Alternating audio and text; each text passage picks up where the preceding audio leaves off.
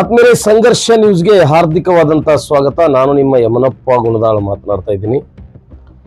ಹಲವಾರು ವಿಷಯಗಳನ್ನ ನಿಮ್ಮ ಮುಂದೆ ಮುಟ್ಟಿಸುವಂಥದ್ದು ಮೊದಲಿನಿಂದ ನಾನು ಮಾಡಿಕೊಂಡು ಬಂದಿರತಕ್ಕಂಥ ಒಂದು ಹವ್ಯಾಸ. ಯಥಾವತ್ತಾಗಿ ಇದ್ದದ್ದನ್ನ ಇದ್ದಕ್ಕಿದ್ದಂಗ ಪ್ರತಿಯೊಂದು ವಿಡಿಯೋದಲ್ಲಿ ನಾನು ಹೇಳ್ತೀನಿ. ಭಾಳಷ್ಟು ಕಮೆಂಟ್ ಮಾಡ್ತಾರೆ. ನಿನ್ನೆ ದಿನ ನಾನೊಂದು ವಿಡಿಯೋ ಮಾಡಿದ್ದೆ, ಊರಿದ್ದಲ್ಲಿ ಹೊಲಗೇರಿ, ಅದರ ಬಗ್ಗೆ ಒಂದು ಸ್ವಲ್ಪ ಇತಿಹಾಸ, ಏನು ಹೊಲಗೇರಿ ಅಂದ್ರೆ ಏನಂತೇಳಿ. ಅದರೊಳಗೆ ಮೈಲಾರಿ ಮಾತಾಡಿದ್ದು, ಉಪೇಂದ್ರ ಮಾತಾಡಿದ್ದು, ಇನ್ನೂ ಅನೇಕ ಜನ ಮಾತಾಡಿದ್ದು ಹೇಳಿದ್ದೆ. ಅದನ್ನು ಭಾಳಷ್ಟು ಜನ ಡಿಪೆಂಡ್ ಮಾಡ್ಕೊಂಡ್ರಿ ಇವತ್ತು. ಇಲ್ರಿ ಮೈಲಾರಿ ಆ ಥರ ಅಲ್ಲ, ಜಾತಿವಾದಿ ಅಲ್ಲ, ಹಂಗಲ್ಲ ಹಿಂಗಲ್ಲ ಅಂತೇಳಿ. ಮೈಲಾರನ ಜಾತಿವಾದಿ ಅಲ್ಲ, ಜಾತಿವಾದಿಗಳು ನಾವಲ್ಲ ಅಂತೇಳಿ ಭಾರತದ ಎಲ್ಲ ಜನ ಹೇಳ್ತಾರೆ. ಆದರೂ ಮನಸ್ಸಿನೊಳಗಡೆ ಜಾತಿ ಇರುವಂಥದ್ದು ಸತ್ಯ. ಜಾತಿಯ ನೋವು, ಜಾತಿಯ ಕಹಿ ಅನುಭವ, ಜಾತಿಯಿಂದ ನಮ್ಮ ಜೀವನವೇ ಹಾಳಾಗಿದ್ದು ದಲಿತರದು, ಅದು ಕೂಡ ಸತ್ಯ. ಇದ್ರ ಮಧ್ಯೆ ಇವತ್ತು ನಾನು ಹಲವಾರು ವಿಷಯಗಳವ ನನ್ನ ಕಡೆ.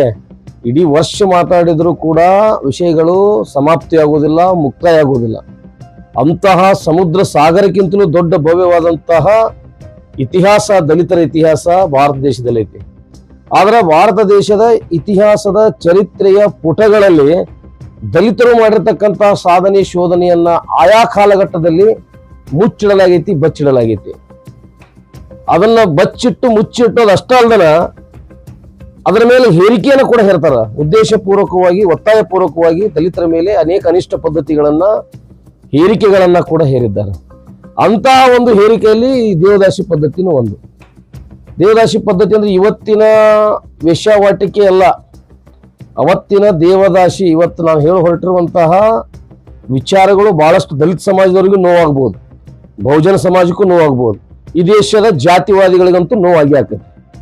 ಯಾಕಂದ್ರೆ ನಾ ಯಥಾವತ್ತಾಗಿ ಇರುವಂತ ವಿಷಯವನ್ನ ಹೇಳ್ತೇನೆ. ನೀವು ಇತಿಹಾಸದ ಒಳಗಡೆ ನೀವು ಕೂಡ ಇತಿಹಾಸವನ್ನ ಓದ್ರಿ, ಅಂಬೇಡ್ಕರ್ ಇತಿಹಾಸ ಓದ್ರಿ, ಬೇರೆ ಬೇರೆ ಭಾರತ ದೇಶದಲ್ಲಿ ಇತಿಹಾಸ ಐತಿ, ಓದಿ ನೀವು ತಿಳ್ಕೋಬಹುದು. ಈ ಬ್ರಾಹ್ಮಣ ಕಮ್ಯುನಿಟಿ ಅನ್ನುವಂಥದ್ದು, ಅಥವಾ ಈ ಒಂದೇನು ಸವರ್ಣೀಯ ಮೇಲ್ವರ್ಗದ ಪೂಜಾರಿಕೆ ಕಮ್ಯುನಿಟಿ ಏನಿತ್ತಲ್ಲ, ಈ ಏನು ಅರ್ಚಕ ಕಮ್ಯುನಿಟಿ ಅಂತಾರಲ್ಲ, ಇವರೆಲ್ಲ ಏನ್ ಮಾಡ್ತಾರೆ ಅಂದ್ರೆ ಮೊದಲಿನ ಕಾಲಘಟ್ಟದಲ್ಲಿ ಇರುವಂತಹ ದೇವದಾಸಿ ಪದ್ಧತಿ ಹಂಗಂದ್ರ ಒಂದು ಕೇರಿಗೆ ಬರ್ತಾ ಇದ್ರು. ಕೇರಿಯಲ್ಲಿ ಇರ್ತಕ್ಕಂಥ ನಮ್ಮ ಅಕ್ಕಂಗಿರದ ಯಾರೇ ಆಗಿರ್ಲಿ, ನಮ್ಮ ತಾಯಿನೇ ಆಗಿರ್ಲಿ, ತಂಗಿನೇ ಆಗಿರ್ಲಿ, ಅಥವಾ ಯಾವುದೇ ಒಂದು ಮದುವೆ ಆದ ಹೆಣ್ಣು ಮಗಳು ಯಾರೇ ಇರ್ಬೋದು, ಅವ್ರನ್ನ ದೇವಸ್ಥಾನ ಕರಿತಾ ಇದ್ರು. ನೀವು ದೇವರ ಪೂಜೆಗೆ ಬರಬೇಕು, ದೇವದಾಸಿಯಾಗಿ ನೀವು 15 ದಿವಸ, 8 ದಿವಸ, 20 ದಿವಸ ಕೆಲಸ ಮಾಡ್ಬೇಕು ನೀವು ಅಂತೇಳಿ. ಆ 15-20 ದಿವಸ ಆಕೆ ಏನು ಆ ದೇವಸ್ಥಾನಗಳಿಗೆ ಪ್ರವೇಶ ಮಾಡ್ತಿದ್ಳು, ಅಲ್ಲಿ ಸುಮಾರು ಒಂದು 7-8 ಜನ, 10ರಿಂದ 15 ಜನದವರೆಗೂ ಕೂಡ ಇದಾಗೈತಿ ಘಟನೆ. ಇವರೆಲ್ಲ ಸೇರಿ ಆ ಹೆಣ್ಣು ಮಗಳನ್ನ ಅತ್ಯಂತ ಕ್ರೂರವಾಗಿ ಆಕೆಯನ್ನ ಲೈಂಗಿಕವಾಗಿ ಬಳಸ್ಕೊಳ್ತಾ ಇದ್ರು. ಕಾರಣ ಆಕೆಗೆ ಹೊಳ್ಳೆ ಮರುಪ್ರಶ್ನೆ ಮಾಡುವಂತ ಯಾವುದೇ ಅಧಿಕಾರ ಹೆಣ್ಮಕ್ಳಿಗಿಲ್ಲ. ಅದರಲ್ಲೂ ವಿಶೇಷವಾಗಿ ಅಸ್ಪೃಶ್ಯರಂದ ಅವ್ರು ಏನ್ ಮಾಡ್ತಾರೋ ಅದನ್ನ ಮಾಡಿಸ್ಕೊಳ್ಬೇಕು. ನಾವು ಅವ್ರು ಏನೇ ಪನಿಷ್ಮೆಂಟ್ ಕೊಡಿಸ್ಕೊಳ್ಬೇಕು. ಏನು ಮೇಲ್ವರ್ಗದವರು ಅವ್ರು ಏನು ಹೊಡೆದ್ರು, ಬಡದ್ರು, ಕಡಿದ್ರು, ಏನು ಮಾಡಿದ್ರು ನಾವು ಮರುಪ್ರಶ್ನೆ ಮಾಡುವಂಗಿರ್ಲಿಲ್ಲ. ಆ ಹೆಣ್ಮಗಳನ್ನ ಕಳಿಸಂದ ತಕ್ಷಣ ಅಲ್ಲಿ ಯಾಕೆ ಕಳಿಸ್ಬೇಕು ಅನ್ನೋದು ಪ್ರಶ್ನೆ ಮಾಡುವಂಗಿರಲಿಲ್ಲ. ಕೇಳಿದ್ರೆ ಅಲ್ಲಿ ಹೊಡೆದು ಕೊಂದು ಹಾಕಿಬಿಡ್ತಿದ್ರು ನಮ್ಗೆ. ಅಂತಹ ಒಂದು ಕಾಲಘಟ್ಟದಲ್ಲಿ ಆ ಹೆಣ್ಮಗಳನ್ನ ಕರ್ಕೊಂಡು ಹೋಗಿ ಸುಮಾರು 8 ದಿವಸ, 15 ದಿವಸ ತಮ್ಮ ತೀಟೆ ತೀರೋವರೆಗೂ ಆಕೆಯೊಂದಿಗೆ ಲೈಂಗಿಕ ಕ್ರಿಯೆಯನ್ನ, ಅದು ವಿಚಿತ್ರವಾಗಿ ಯಾವ ರೀತಿ ಬೇಕಾದ್ರು, ನಾನು ಅದನ್ನ ಹೇಳಕ್ ನನಗೆ ಒಂಥರ ಅಸಹ್ಯ ಆಗತ್ತೆ. ಯಾವ ರೀತಿ ಬೇಕಾದ್ರೂ ಹೆಣ್ಣು ಮಗಳನ್ನ ಬಿಸಾಕಿ 15-20 ದಿನಗಳ ನಂತರ ಅಥವಾ 8-10 ದಿನಗಳ ನಂತರ ಆಕೆ ಅವ್ರಿಗೆಲ್ಲ ತೀರಿದ ಬಳಿಕ ಆಕೆಯನ್ನ ಹೊರಗಡೆ ಬಿಡ್ತಿದ್ರು. ಆ ಬಿಡುವಂತ ಸಂದರ್ಭದಲ್ಲಿ ಅವಾಗ ಆಂಟಿಬಯೋಟಿಕ್ ಜಾಸ್ತಿ ಇರಲಿಲ್ಲ, ಈಗೆಲ್ಲ ಔಷಧಿ ಉಪಚಾರಗಳದಾವ. ಅವಾಗ ಅರಿಶಿಣವೇ ಅತಿ ಹೆಚ್ಚು, ಆಯುರ್ವೇದಿಕ್ ಔಷಧ ಒಳಗ ಅರಿಶಿಣವೇ ಅತಿ ಹೆಚ್ಚು ಆಂಟಿಬಯೋಟಿಕ್ ಬಳಕೆ ಹಾಕಿತ್ತು. ಆ ಅರಿಶಿಣವನ್ನ ಮೈತುಂಬ ಹಚ್ತಾ ಇದ್ರು. ಯಾಕಂದ್ರೆ ಸಿಕ್ಕಲ್ಲಿ ಆಕೆಯನ್ನ ಪರಿಚಿರ್ತಿದ್ರು, ಬಾಯಿಂದ ಕಚ್ಚಿರ್ತಿದ್ರು, ವಿಕೃತವಾಗಿ ಕಾಮತೃಷಿಯನ್ನು ತೀರಿಸ್ಕೊಳ್ತಿದ್ರು ಆ ದೇವಸ್ಥಾನದ ಒಳಗಡೆ. ಆಕೆಯನ್ನು ಹೊರಗೆ ಬಿಡುವಂತ ಸಂದರ್ಭದಲ್ಲಿ ಆಕೆ ಮೈಗೆ ಅರಿಶಿಣವನ್ನ ಹಚ್ಚಿ ಕಳಿಸ್ತಾ ಇದ್ರು. ಆಕೆ ಎಲ್ಲ ನೋವನ್ನು ನೋಡ್ಕೊಂಡು ಮನೆಗೆ ಬರಬೇಕು. ಒಂದ್ ವೇಳೆ ಆಕೆ ಕನ್ಯಾಮಣಿ ಆಗಿದ್ರ ಅಂದ್ರೆ, ಆಕೆ ಮದುವೆ ಆಗದೇ ಇರುವಂತ ಹೆಣ್ಣು ಮಗಳಾಗಿದ್ರು ಅಂದ್ರ, ಆಕೆ ಆ ಸಂದರ್ಭದಲ್ಲಿ ಅಕಸ್ಮಾತ್ ಗರ್ಭಧಾರಣೆ ಆಗಿದ್ರ ಅಂದ್ರ, ಈಗ ಜನರಿಗೆ ಉತ್ತರ ಕೊಡ್ಬೇಕಲ್ಲ. ಆ ಹೆಣ್ಣು ಮಗು ಮದುವೆನೇ ಆಗಲಾರ್ದೇನೆ ಹೆಂಗ ಮಗುವಾಯ್ತು ಅಂತ ಕೇಳಿದ್ರ, ಅವಾಗ ಈ ಬ್ರಾಹ್ಮಣ ಪುರೋಹಿತರು ಇಟ್ಟಿರುವಂತ ಹೆಸರೇನಂದ್ರ, ದೇವರೇ ಆಕೆಗೆ ಮಗುವನ್ನ ಕೊಟ್ಟಿದ್ದಾನೆ. ಆಕೆ ದೇವರ ಸೇವೆ ಮಾಡುವಂತ ಸಂದರ್ಭದಲ್ಲಿ ಅಂದ್ರೆ ದೇವದಾಸಿಯಾಗಿ ದೇವಸ್ಥಾನಕ್ಕೆ ಬಂದಾಗ ಆಕೆಗೆ ದೇವರೇ ವರವನ್ನ ಕೊಟ್ಟಿದ್ದಾನ. ಹಿಂಗಾಗಿ ಆಕೆಗೆ ಹುಟ್ಟಿದ ಮಗ ದೇವರಿಗೆ ಹುಟ್ಟಿದ ಮಗ, ಅವ್ರಿಗೆ ಹುಟ್ಟಿದ ಮಗ ಅಲ್ಲದು, ದೇವರೇ ಆಕಿ ವರ ಕೊಟ್ಟರೆ ದೇವರಿಗೆ ಹುಟ್ಟಿದ ಮಗ.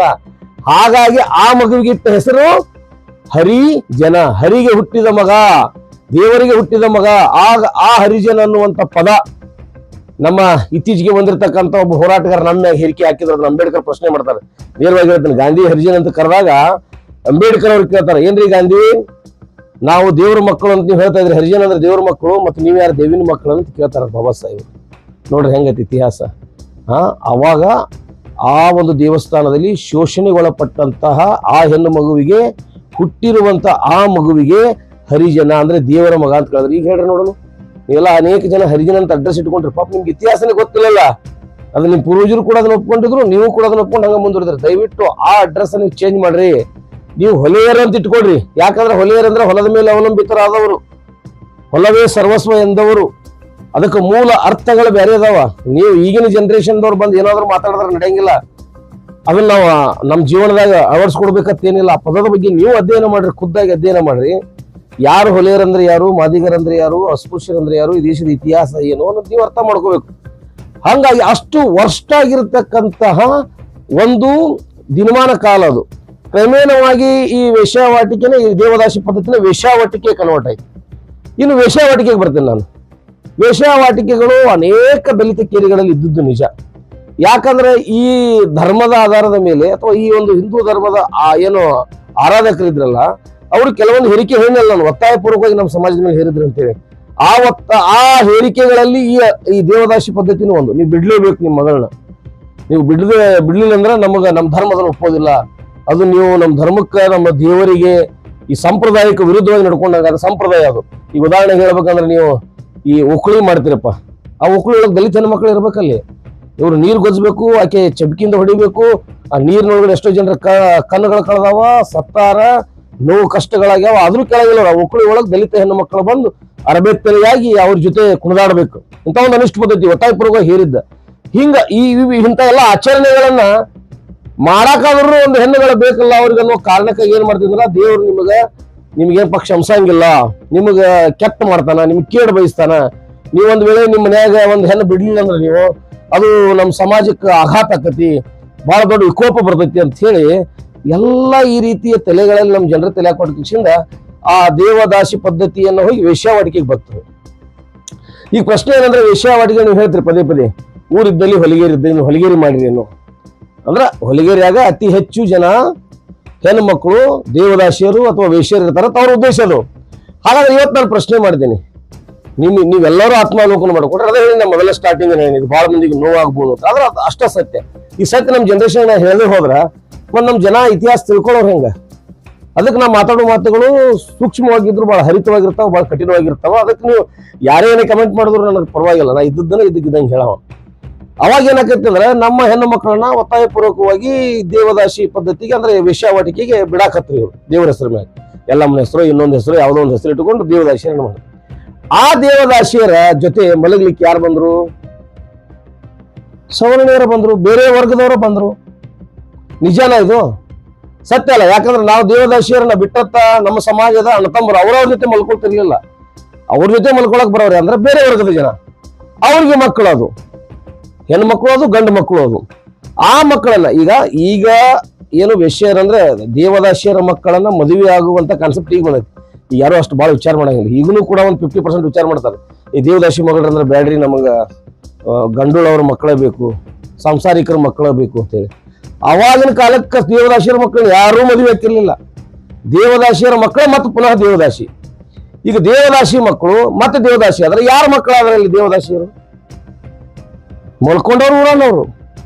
ನೀವು ಗಂಡಸರು ಬಂದು ಅವತ್ತಿನ ಆ ಒಂದು ಕಾಲಕ್ಕನುಸಾರವಾಗಿ, ಅವತ್ತಿನ ಆ ಒಂದು ಪರಿಸ್ಥಿತಿ ಅನುಗುಣವಾಗಿ ನಮ್ಮ ಸಮಾಜದ ಅನೇಕ ಹೆಣ್ಣು ಮಕ್ಕಳು ದೇವದಾಸಿಯರಾದ್ರು. ಆ ದೇವದಾಸಿಯರ ಜೊತೆ ಸಂಪರ್ಕ ಮಾಡುವರು ಯಾರಪ್ಪ? ನೀವು. ಅವಾಗ ಅವ್ರಿಗೆ ನಿಮಗೆ ಹುಟ್ಟಿದ ಮಗು ಅದು ಪುನಃ ದೇವದಾಸಿ ಆಯ್ತಲ್ಲ. ಈಗ ಯಾರ ಮಕ್ಕಳಾದ್ರೆ ದೇವದಾಸಿಯರು? ಯಾಕೆ ಈ ಕೇರಿಗಳನ್ನ ಜರಿತೀರಿ? ನಾನು ನಿನ್ನೆ ಹೇಳಿದ್ದು ಅದನ್ನೇ, ನೀವು ಹೊಲಸು ತಿನ್ನುವನೇ ಹೊಲೆ ಅಂದ್ರ ಊಟ ಮಾಡೋರು ನೀವು ಅತಿ ಹೆಚ್ಚದಿರಿ. ಮೇಲ್ವರ್ಗದವರು, ನಾವು ಲಿಂಗಾಯತರು, ನಾವು ಉಚ್ಚ ಜಾತಿಯವರು ಅನ್ನೋವರೇ ಅತಿ ಹೆಚ್ಚು ಹೋಟೆಲ್ಗಳಲ್ಲಿ ಮಾಂಸಾಹಾರ ಸೇವನೆ ಮಾಡೋರು. ಇಲ್ಲಿ ದೇವದಾಸಿಯರು ಹೊಲಿಗೆರೆ ಆಗೈತಿ, ಹೊಲಿಗೆರೆ ಅಂದ್ರೆ ಅಲ್ಲಿ ಆ ದೇವದಾಸಿಯರ ತಾಣ ಅಂತ ಹೇಳೋರು, ಅಲ್ಲಿ ಮಕ್ಕಳು ಹುಟ್ಟಿದವರು ಯಾರ ಮಕ್ಕಳವರು? ದೇವದಾಸಿಯರಿಗೆ ಹುಟ್ಟಿದ ಮಕ್ಕಳು, ನಿಮ್ಮ ಮಕ್ಕಳವು. ಮತ್ತೆ ಅವ್ರ ಸುಳ್ಳು ಬಿಟ್ಟು ಯಾರ ಮಕ್ಕಳನ್ನ ಬಿಟ್ಟಂಗಾಯ್ತು? ಇವೆಲ್ಲ ಬಹಳ ಕಠಿಣವಾದಂತಹ ಸವಾಲುಗಳಾಗ್ತಾವ. ಆಮೇಲೆ ನೀವು ಅದಕ್ಕೆ ನಿಂತರ ಡಿಎನ್ಎನೂ ಆಕತಿ, ಎಲ್ಲನೂ ಆಕತಿ. ಹಂಗಾಗಿ ಆಯಾ ಕಾಲಘಟ್ಟದೊಳಗಡೆ ನಮ್ಮವರ ಕಡೆಯಿಂದ ಉದ್ದೇಶಪೂರ್ವಕವಾಗಿ ಪರಿಸ್ಥಿತಿಗೆ ಅನುಗುಣವಾಗಿ ಹೊಟ್ಟೆಪಾಡಿಗಾಗಿಯೋ ಅಥವಾ ನಿಮ್ಮ ಹೆದರಿಕೆಗೋ ಬೆದರಿಕೆಗೋ ಹೆದರಿ ನಮ್ಮ ಜನ ಆ ರೀತಿ ಮಾಡಿದ್ದು ಆ ಕಾಲ. ಅದಾದ ನಂತರ Baba Saheb doctor B R Ambedkar ಅವರು ಬಂದ ನಂತರ ಸಂವಿಧಾನ ಜಾರಿ ಆಯಿತು. ಸಂವಿಧಾನದಲ್ಲಿ ದೇವದಾಸಿ ಪದ್ಧತಿಯನ್ನು ನಿಷೇಧ ಮಾಡಲಾಯಿತು. ಸಂವಿಧಾನಕ್ಕಿಂತ ಪೂರ್ವದಲ್ಲೇ ಟಿಪ್ಪು ಸುಲ್ತಾನ್ ಅವರು ಕೂಡ ದೇವದಾಸಿ ಪದ್ಧತಿಯನ್ನು ನಿಷೇಧ ಮಾಡಿದ್ರು. ಅನೇಕ ರಾಜ ಮಹಾರಾಜರುಗಳು ದೇವದಾಸಿ ಪದ್ಧತಿಗಳನ್ನ ನಿಷೇಧ ಮಾಡಿದ್ರು. ಅದರ ಜೊತೆ ದೊಡ್ಡ ಆಂದೋಲನವೇ ಆಯಿತು. ಹಿಂಗೆಲ್ಲ ಕಾಲಘಟ್ಟದಲ್ಲಿ ಬಂದವ. ಆದ್ರೆ ಕೆಲವೊಂದಿಷ್ಟು ಜನ ಇವತ್ತಿಗೂ ಕೇರಿಗಳನ್ನೇ ಟಾರ್ಗೆಟ್ ಮಾಡೋದು, ಹೊಲಿಗೇರಿಗಳನ್ನೇ ಟಾರ್ಗೆಟ್ ಮಾಡಿ ಅದೇ ಹಳೆ ಪದಗಳನ್ನ ಬಳಸೋದು ಎಷ್ಟು ಸಮಂಜಸ ಅನ್ನುವಂಥದ್ದು ನನ್ನ ವಾದ. ಹಿಂಗೆ ಅನೇಕ ವಿಚಾರಗಳದಾವ. ಇವತ್ತು ನಾನು ಮಾತನಾಡಿರುವ ಮಾತುಗಳು ಕತ್ತಿಯ ತರ ಹರಿತವಾಗಿದಾವ. ಅದು ಎಲ್ಲರಿಗೂ ನೋವನ್ನು ಉಂಟು ಮಾಡಬಹುದು, ಆದ್ರೆ ಅಷ್ಟ ಸತ್ಯವಾಗೈತಿ. ಆ ಸತ್ಯವನ್ನ ನಿಮ್ಮ ಮುಂದೆ ಹೇಳುವಂತ ಎದಿಗಾರಿಕೆ ಬಹುಶಃ ಯಾರು ಮಾಡ್ತಾರಲ್ಲ ಗೊತ್ತಲ್ಲ, ನಾನಂತೂ ಮಾಡ್ತೀನಿ. ಹಂಗಾಗಿ ಇವತ್ತಿನ ಕಾನ್ಸೆಪ್ಟು ಏನು, ಹೊಲಸು ತಿನ್ನುವವನೇ ಹೊಲೆಯ ಅಂದ್ರ, ಹೊಲಿಗೇರಿ ಒಳಗನ ದೇವದಾಸಿಯರು ವೇಶ್ಯರು ಸಿಗ್ತಾರಂದ್ರ ಅದಕ್ಕೆ ಕಾರಣೀಭೂತರಾದವರು ನೀವು, ನಿಮ್ಮ ಧರ್ಮ, ನಿಮ್ಮ ಮನಸ್ಥಿತಿ. ಆ ಒಂದು ಪರಿಸ್ಥಿತಿಗೆ ನಮ್ಮನ್ನ ತಂತು. ಅದನ್ನೆಲ್ಲ ಸರಿಪಡಿಸಿದ ಬಾಬಾ ಸಾಹೇಬರು, ಅಣ್ಣ ಬಸವಣ್ಣ. ನೋಡ್ರಿ, ಅವತ್ತು ಸಾವಿರಾರು ಸೂಳೆಯರನ್ನ, ಲಕ್ಷಾಂತರ ಸೂಳೆಯರನ್ನ ಶರಣೆಯನ್ನಾಗಿ ಬಸವಣ್ಣವರು ಕನ್ವರ್ಟ್ ಮಾಡ್ತಾರ. ಇದೆಲ್ಲ ಇತಿಹಾಸ ಐತಿ. ಆ ಇತಿಹಾಸವನ್ನು ಓದ್ಕೊಳ್ರಿ. ನಾವು ಭಾರತೀಯರೆಲ್ಲರೂ ಒಂದು ತಾಯಿಯ ಮಕ್ಕಳು. ಜಾತಿ ಭೇದ, ಕುಲ, ಧರ್ಮ ಇವೆಲ್ಲವನ್ನ ಬಿಟ್ಟು ನಾವು ಭಾರತೀಯರು ಎನ್ನುವಂತ ಒಂದು ಧರ್ಮ, ಆ ಧರ್ಮದ ಗ್ರಂಥ ನಮ್ಮ ಭಾರತದ ಸಂವಿಧಾನ ಅನ್ನುವ ನಿಟ್ಟಿನಲ್ಲಿ ನಾವು ಹೋದ್ರೆ ಇವತ್ತು ಜಗತ್ತಿಗೆ ನಂಬರ್ 1 ನಾವೇ ಆಗ್ತೀವಿ. ನಿರಂತರ ಸುದ್ದಿಗಳಿಗಾಗಿ ಸಂಘರ್ಷ ನ್ಯೂಸ್ ಕರ್ನಾಟಕ ಚಾನೆಲ್ ಅನ್ನ ಲೈಕ್ ಮಾಡ್ಕೊಳ್ಳಿ, ಶೇರ್ ಮಾಡ್ಕೊಳ್ಳಿ, ಸಬ್ಸ್ಕ್ರೈಬ್ ಮಾಡ್ಕೊಳ್ಳಿ. ಧನ್ಯವಾದಗಳು.